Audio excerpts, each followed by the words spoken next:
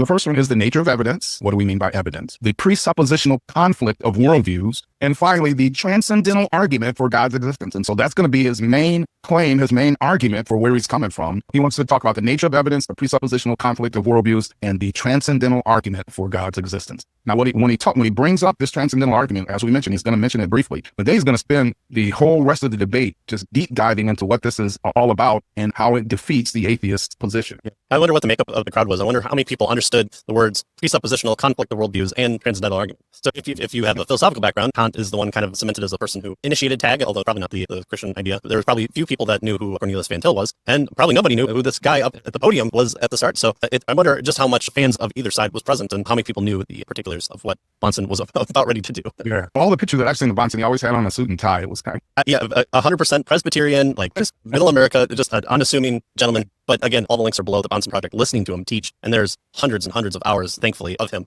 And he died relatively early. And you just wonder what if he would have lived today, just how much of a powerhouse he would have gained in notoriety. Because he understood what no one else did, which was Cornelius Van Til. Because everyone who read Cornelius Van Til understood that he was talking to a particular set of people. And reading Van Til's Apologetics, you have to put yourself in that right mindset. Bahnsen made it really open for the rest of us to come in. He clarified Van Til and made it practical, those various apologetics and his argument. Yeah, there's a reason why he's honored in such a way by people like us that know his name because of just what he was able to do. And again, check out the Bahnsen Project, check out Sermon Audio, as they have pretty much everything Bahnsen has ever recorded. And he'll talk about walk through biblical principles. He'll talk about walking through parts of the Bible. So he just was a powerhouse in his field, waxing eloquently, not to sell his argument here, but to talk about his own nature. But that's right, and the reason we're doing this is because of it was a surprise. His approach was totally different and it was surprising. So you're welcome for all this. So again, church history works in mysterious ways here.